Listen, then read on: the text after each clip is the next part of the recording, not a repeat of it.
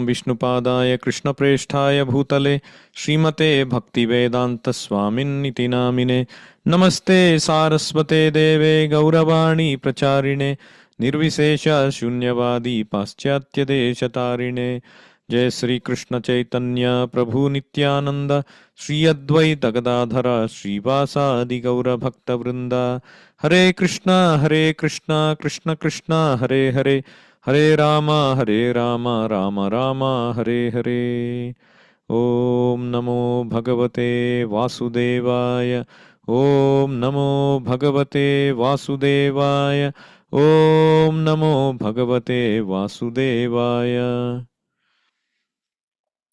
Hare Krishna. Today we'll be discussing Bhagavad Gita as it is, chapter 2, text 64.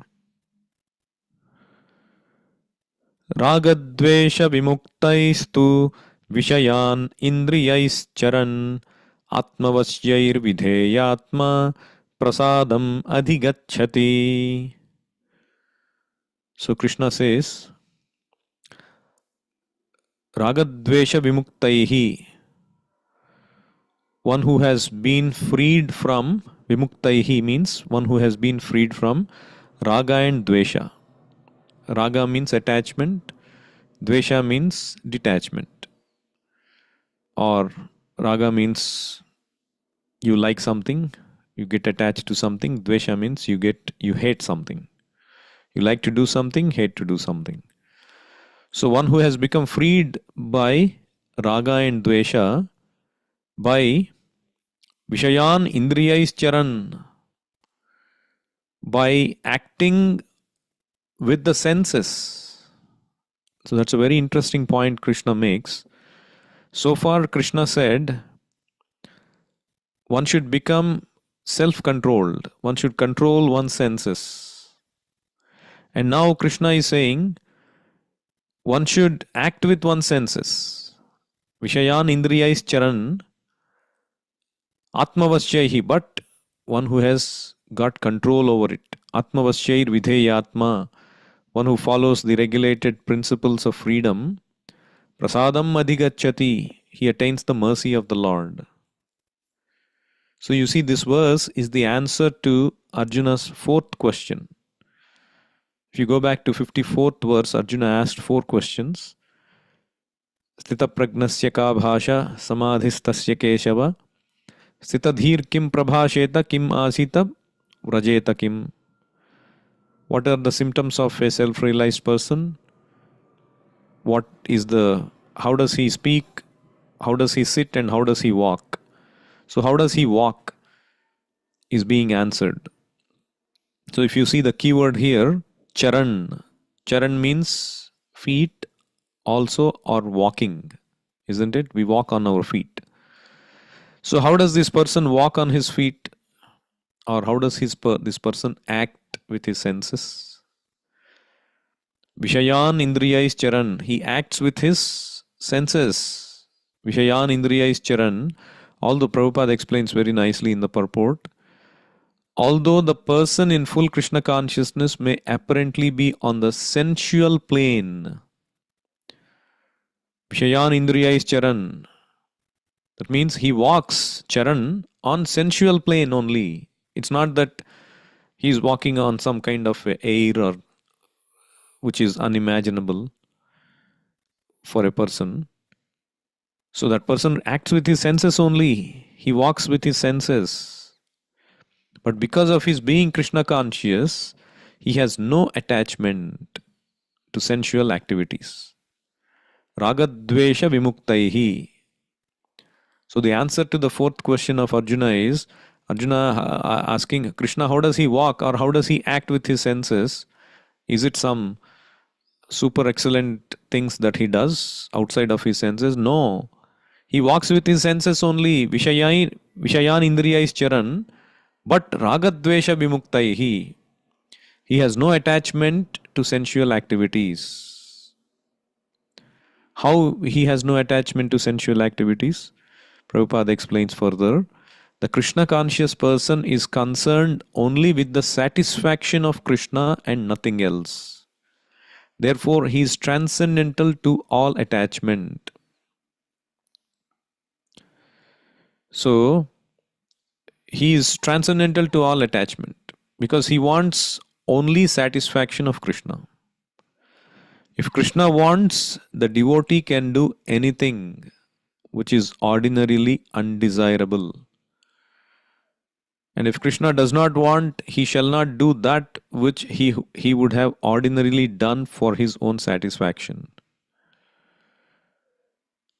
Like Arjuna, classical case here, ordinarily undesirable to kill one's own family members, seniors, respectable elders, teachers, people like sons, brothers, ordinarily undesirable. But if because Krishna wanted, even though he did not like to do, but he became muktaha from that dvesha. He was acting on the sensual platform. Vishayan Indriyais Charan. He was acting on the sensual platform, but he was freed from that dvesha of undesirable things, trying to avoid undesirable things. He overcame that for satisfying Krishna. And if Krishna does not want, he shall not do that which he would have ordinarily done for his own satisfaction. Arjuna wanted to renounce and go away. Similarly, there was this great king, Priyavrata. Priyavrata is the son of Uttanapada. He was supposed to become the next emperor of this universe. Such a high post, such a prestigious post, such a post which is yearned for, even ordinary posts, people yearn for it. People want to be in a position of power, isn't it? Just imagine the position of the universal emperor. Unimaginably top position. So, but this Priyavrata was not at all interested.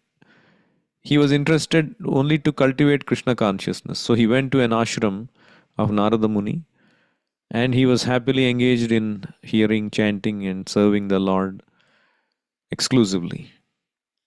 But then the universal affairs needed a person of his caliber. So his father came and requested. Swayambhu Manu came and requested, but he wouldn't budge. Lord Brahma himself had to come and request Priyavrata, and Priyavrata took it as the Lord's order because Brahma is the representative of the Lord.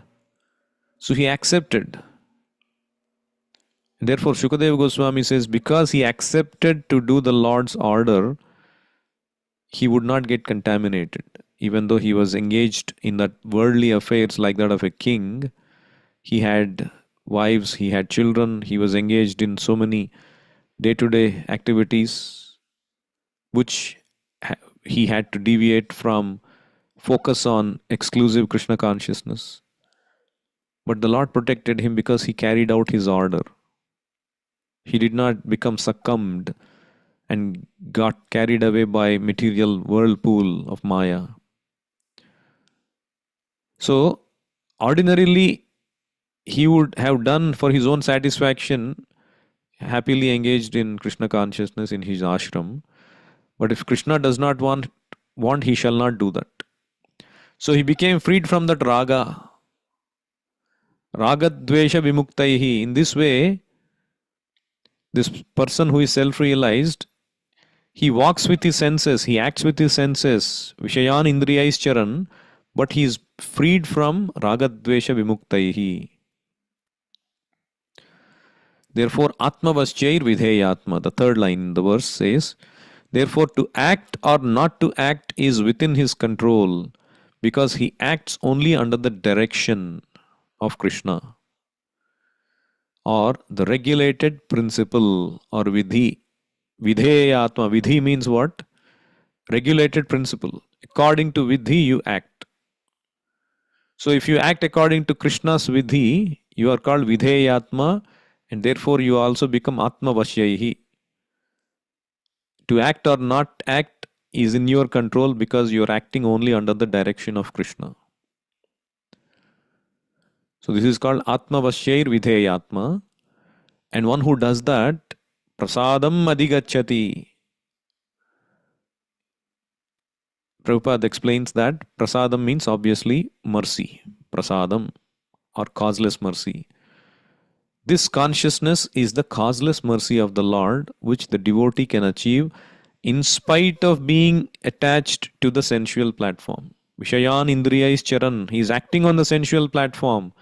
So, in spite of his being attached to the sensual platform, he attains the causeless mercy of the Lord because he is following the regulated principles given by the Lord and is acting with his senses and becoming freed from the attachment to raga and dvesha. So, this is the answer to the fourth question of Arjuna. So, now Prabhupada, very interestingly, in the translation, very wonderful translation he gave to this shloka.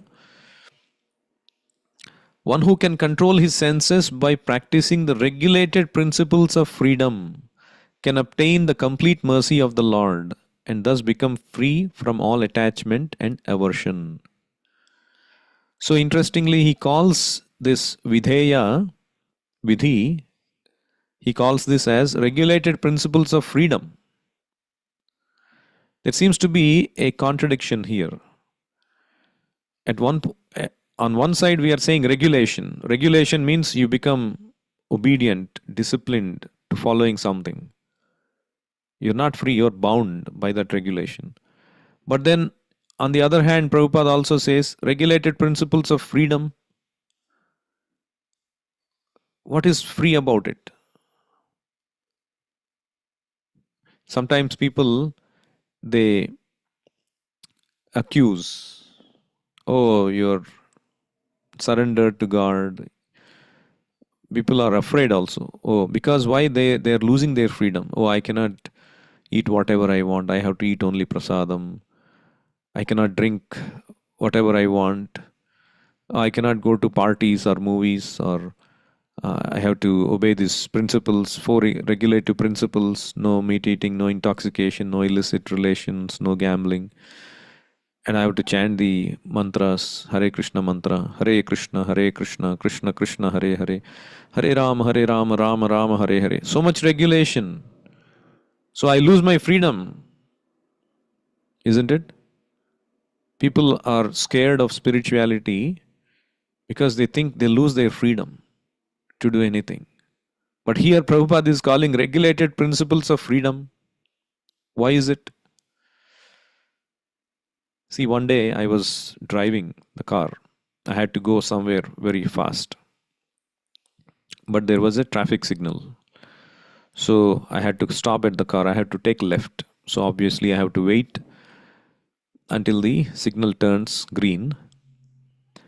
But then right next to me, there was an opening. I have to take a U-turn basically.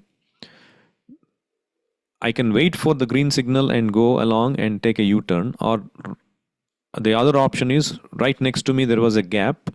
I could turn into it and take a U-turn without the signal becoming green. I'm in a hurry and the opportunity was right there. I could take the U-turn. I don't have to wait. But then there is a sign which said no U-turn unless, because there was gap. That gap was meant for the fire truck to go. If there is a need for somebody call the fire, there is a fire, the fire truck can go through that gap, so that gap was maintained. Not for people to make a U-turn.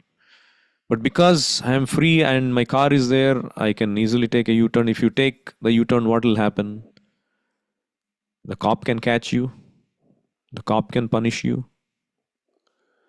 Just because something is available, you can do something, doesn't mean that you should do it, because you'll get punished by it. The same car example. So you bought a nice sports car.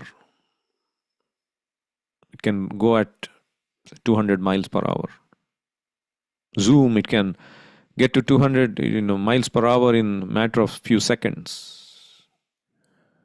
But the moment you place the car on the road, on a public road, you are bound by the speed limit. You cannot go more than, so let's say in our area, 65 miles per hour on a highway.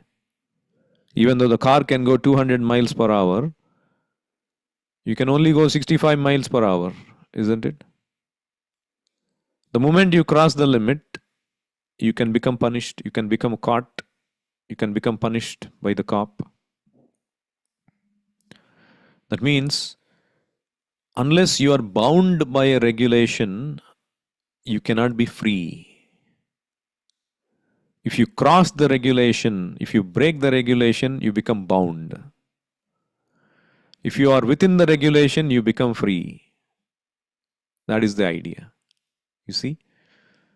As long as we become bound by the government regulations, you can be a free citizen, bound by the taxes, bound by the bills, bound by the traffic rules, bound by the criminal law, civil law. As long as you're bound or you're able to follow these regulated principles, you are free. You are a free citizen. The moment you break any of those, you are a bound citizen. You become liable to be punished. So this is why Prabhupada is calling regulated principles of freedom. So just like we have regulations in the state, on the road, by the government, there are cosmic regulations. These 4 regulative principles are mentioned in the scriptures so that a human being can be free to act as a human being without becoming so much bothered by these material tribulations. One who breaks these 4 regulative principles, they become liable to be punished. That is why we have this adhyatmik, adhibautik, adidaivik kleshas. Misery is caused by our own body and mind.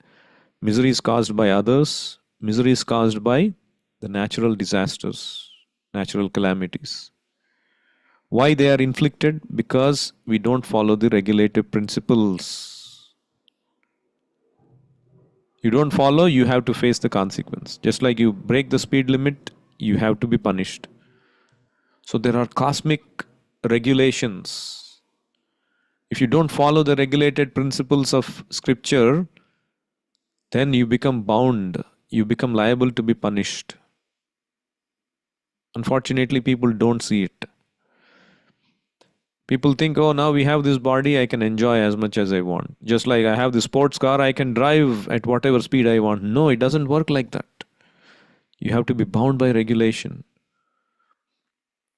This body is given to you by by your mother and father, and who have come into existence by the forefathers.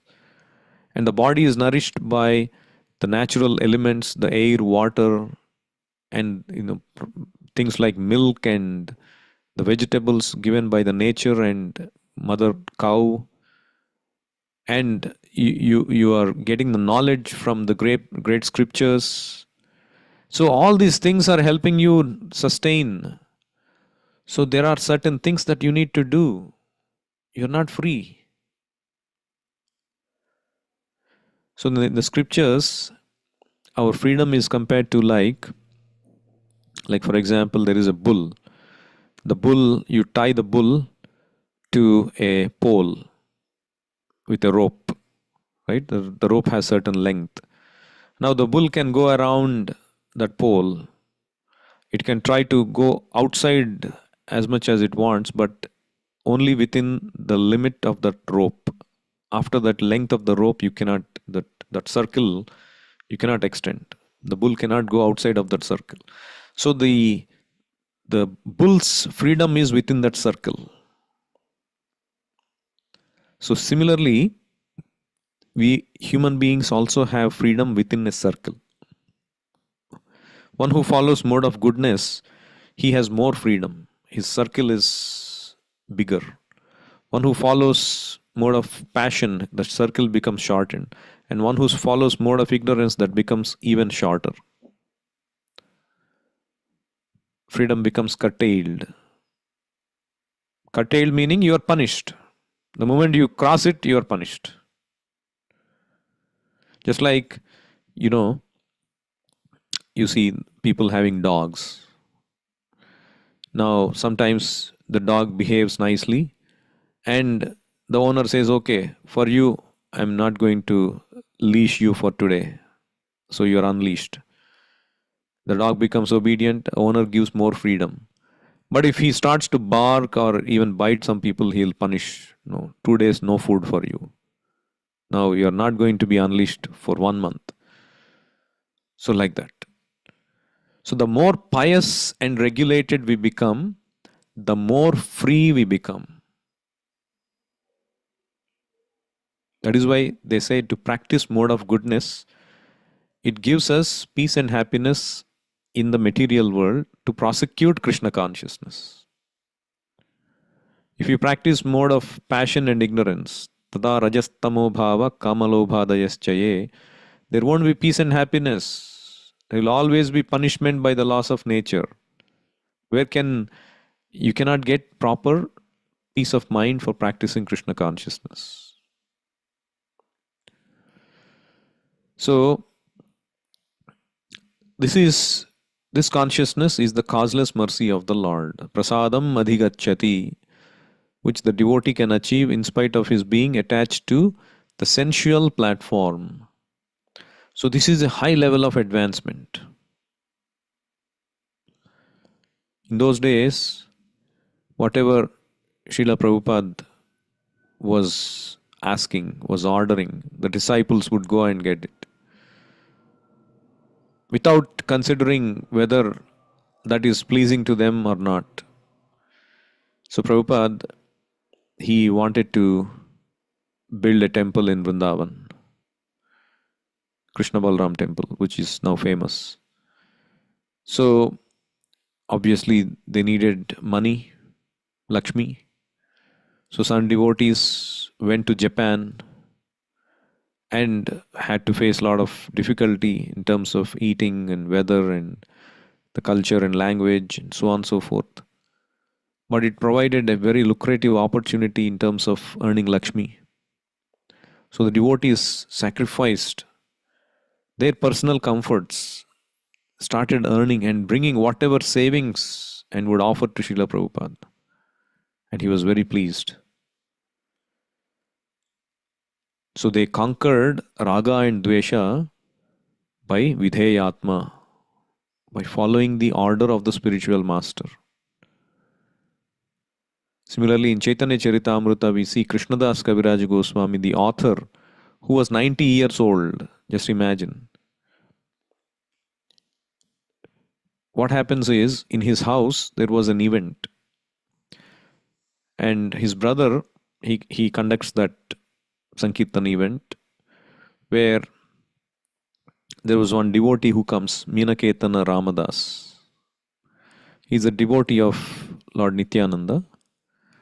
But somehow there was some kind of an argument, and the one of the priests, they don't respect this Meenaketana Ramadas properly, and there is a argument, and Krishnadas Kaviraj Goswami's brother also sides with that Brahmana, Gunarnava Mishra, and would not identify and respect this Meenaketana Ramadas properly.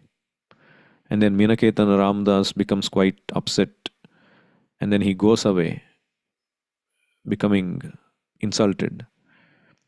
And that was a tragedy, because a devotee becoming offended is a great tragedy in any place. So Krishnadas Kaviraj Goswami becomes quite sad at all this.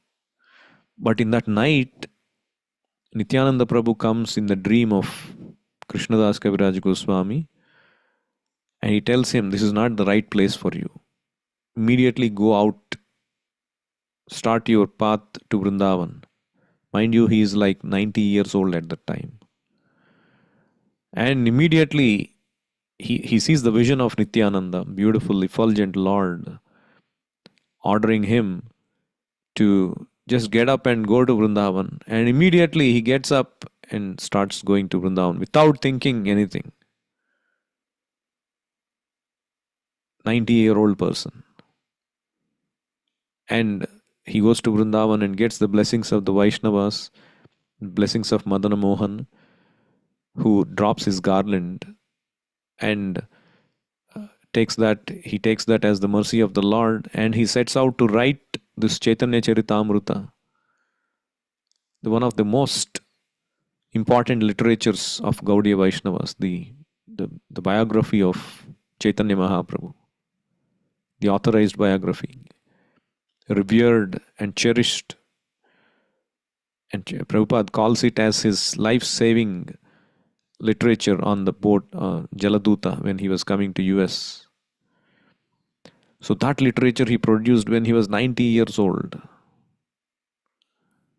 And he gave up everything to satisfy the order of Nityananda Prabhu. He gave up Raga Dvesha Vimuktaihi. He became freed from that so-called attachment or detachment, comforts, nothing. He became Videya Atma. He became bound by the order of Nityananda Prabhu. Only then prasadam adhigachyati. So if you become obedient to the order of the spiritual master, order of Krishna, that gives you spiritual freedom. Regulated principles of freedom. Atma Vashyai Videya Atma Prasadam Adhigachyati. Then you get the causeless mercy of the Lord. I'll stop here. Anyone has any questions or comments? Feel free to unmute yourself.